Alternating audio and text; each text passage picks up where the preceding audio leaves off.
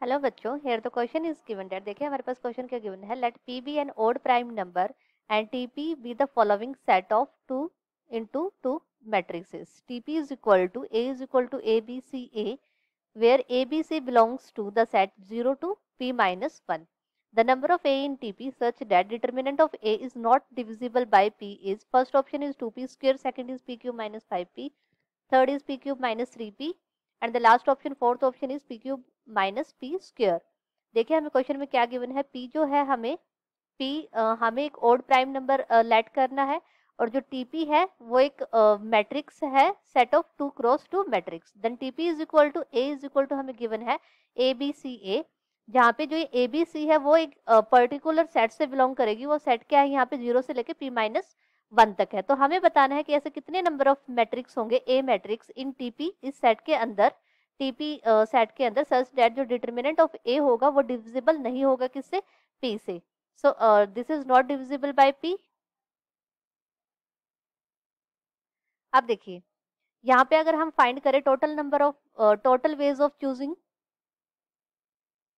Total ways of choosing A B and C. देखिए A को हम कितनी वे से चूज कर सकते हैं, 0 टू पी माइनस 1 है ना यहाँ पे। अगर हम 0 टू पी माइनस 1 काउंट करेंगे तो कितना हो जाएगा, पी हो जाएगा। तो ए को हम कितनी वे से चूज कर सकते हैं, पी वे से, मल्टीपल इंटू पी। बी को भी हम कितनी वे से चूज कर सकते हैं, पी वे से ही चूज कर सकते हैं, और सी को भी पी वे से चूज कर सकते हैं। तो ये कितना हो जाएगा, मल्टीपल करेंगे तो पी क्यूब। तो यहाँ पे हमारा जो total number, total ways of choosing a b c आ गया, वो कितना आ चुका है, पी क्यूब आ चुका है। अब देखिए जो डिटर्मिनेंट ऑफ ए है, डिटर्मिनेंट ऑफ ए, अगर हम डिटर्मिनेंट फाइंड आउट करें ए का, तो वो कितना हो जाएगा, ए का square minus b c. Determinant of A क्या आ जाएगा, a square minus b c आ जाएगा। अब देखिए यहाँ पे क्या दो केस हो सकते हैं। फर्स्ट केस कौन सा होगा, यहाँ पे फर्स्ट केस होगा, केस फर्स्ट, जहाँ जब हमारा ए जो होगा नॉट इज इक्वल टू 0 होगा, और सेकंड केस क्या होगा, जब हमारा ए जो है वो किसके इक्वल हो, 0 के इक्वल हो। ठीक है, अब देखिए इन फर्स्ट केस जब हमारा जो डिटर्मिनेंट होगा, फर्स्ट केस जब ए जो है नॉट इक्वल टू 0 लेंगे हम, उस टाइम जो डिटर्मिनेंट ऑफ ए होगा, determinant of A divided by P, और जब ए 0 के इक्वल लेंगे तब जो डिटर्मिनेंट ऑफ ए होगा डिविजिबल बाय पी। तो देखिए डिटर्मिनेंट ऑफ ए क्या होता है, डिटर्मिनेंट ऑफ ए है हमारे पास ए स्क्वायर माइनस बी सी। ए का हमें पता है ए नॉट इज इक्वल टू 0 है। तो अगर हम यहाँ पे एग्जाम्पल लेके चलते हैं, इस वाले केस में, अगर इस वाले केस में हम एग्जाम्पल लेंगे तो देखिए अगर हम ए को, ए नॉट इक्वल टू 0 है, ए को तो हम 4 ले लेते हैं, और पी को, पी क्या है हमारे पास, एक ओड प्राइम नंबर है, तो ओड प्राइम नंबर हम 5 ले लेते हैं पी को। तो देखिए यहाँ पे हमारा जो बी और सी होगा, बी और सी को चूज करने की कितनी वे हो जाएंगी। यहाँ पे देखिए बी को हम क्या चूज कर सकेंगे कि हमारा जो डिटर्मिनेंट है वो क्या, देखिए a square minus b c है ना, a square minus b c divided by 5, क्योंकि पी क्या है हमारे पास 5 है। अब देखिए ए को तो हमने 4 ले लिया, तो 4 स्क्वायर क्या हो जाता है, 16। 16 में से अगर मैं बी और सी को 1 1 ले लेती हूँ, तो 16 माइनस 1 कितना हो जाएगा, 15। 15 क्या है, डिविजिबल है किसके, 5 के। तो ये क्या हो जाएगा हमारा, सही हो जाएगा। तो यहाँ पे मैं क्या ले लेती हूँ, बी को भी 1 ले लेती हूँ और सी को भी 1 ले लेती हूँ। तो इससे क्या हो रहा है हमारे पास, जो ए स्क्वायर माइनस बी सी है डिविजिबल बाई पी हो रहा है। ठीक है, और मैं क्या ले सकती हूँ, बी को अगर मैं 2 लूँ तो सी को मुझे क्या लेना पड़ेगा, 3 लेना पड़ेगा। अगर मैं बी को 3 लूंगी तो मुझे सी को क्या लेना पड़ेगा, 2 लेना पड़ेगा। अगर मैं बी को 4 लूंगी तो मुझे सी को क्या लेना पड़ेगा, 4 लेना पड़ेगा। अब देखिए अगर मैं बी को 3 ले लेती हूँ, तो ए स्क्वायर क्या था हमारे पास, 16 था, तो 16 माइनस 3 टू द 6, 16 माइनस 6 कितना होता है, 10। 10 डिविजिबल बाय 5 हो रहा है, तो इट मीन्स ये भी सही है। ठीक है, तो देखिए जो यहाँ पे अब हमें पता चल रहा है, जो सी है, सी को चूज, सी जो है हमारा वो किस पे डिपेंड कर रहा है, वो बी पे डिपेंड कर रहा है। ठीक है, तो देखिए जो हमारे यहाँ पे जो टोटल वेज हो जाएगी इसकी, total veg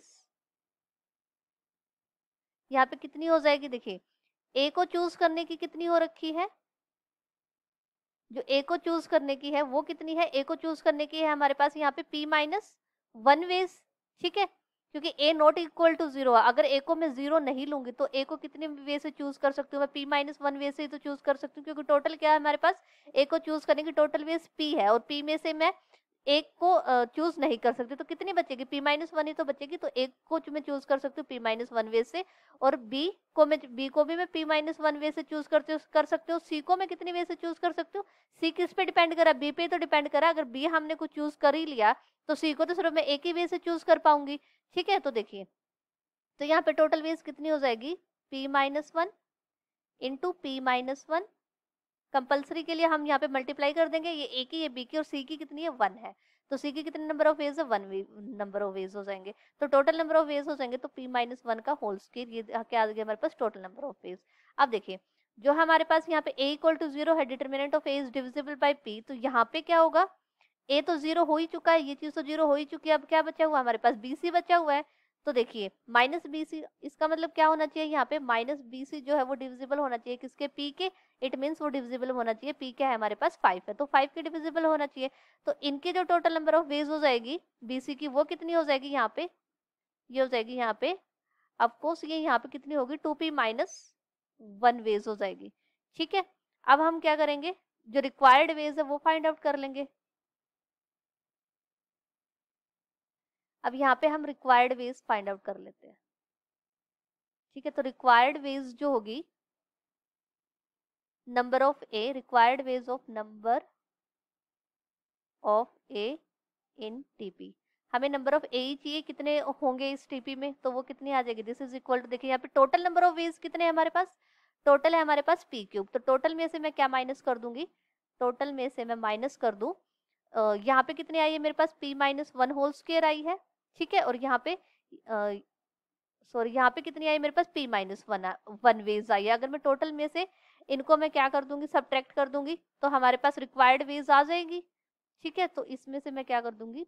p minus 1 whole square को, ठीक है, और यहाँ पे माइनस 2p माइनस 1, तो हमारे पास रिक्वायर्ड नंबर ऑफ वेज आ जाएंगी ए की, जो कि टीपी के अंदर होगी। तो वो कितनी आ जाएगी? देखिए, इसको सॉल्व करेंगे अब हम। पी क्यूब माइनस यहाँ पे ए माइनस बी होल स्क्वायर की आइडेंटिटी यूज करेंगे, तो कितना आ जाएगा मेरे पास? पी स्क्वायर, और जो माइनस साइन है यहाँ पे उसको भी अंदर मल्टीप्लाई कर लेंगे, माइनस 1 प्लस 2p, और यहाँ पे कितना हो जाएगा? ये माइनस 2p, और माइनस माइनस कितना हो जाएगा? प्लस 1। तो इसको सॉल्व करेंगे तो क्या आएगा हमारे पास? पी क्यूब, और यहाँ पे देखिए ये P cube minus P square, minus P square. अब देखिए माइनस 1 है, यहाँ पे प्लस 1 है, तो ये क्या हो जाएगा? कैंसल आउट हो जाएंगे। सॉरी, ये नहीं होगा,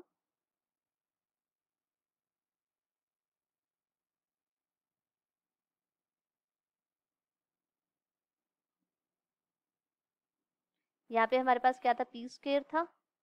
ठीक है, अब देखिए माइनस 1 से प्लस 1 कैंसिल हो जाएगा, और प्लस 2p से माइनस 2p कैंसिल हो जाएगा। तो रिक्वायर्ड वेज कितनी आ गई हमारे पास? P cube minus P square आ गई। तो देखते हैं हमारा कौन सा ऑप्शन करेक्ट हो जाएगा। हमारा कौन सा ऑप्शन करेक्ट हो रहा है यहाँ पे? P cube minus P square, तो हमारा फोर्थ ऑप्शन करेक्ट हो रहा है। This is the answer of our question. Thank you, hope you understand.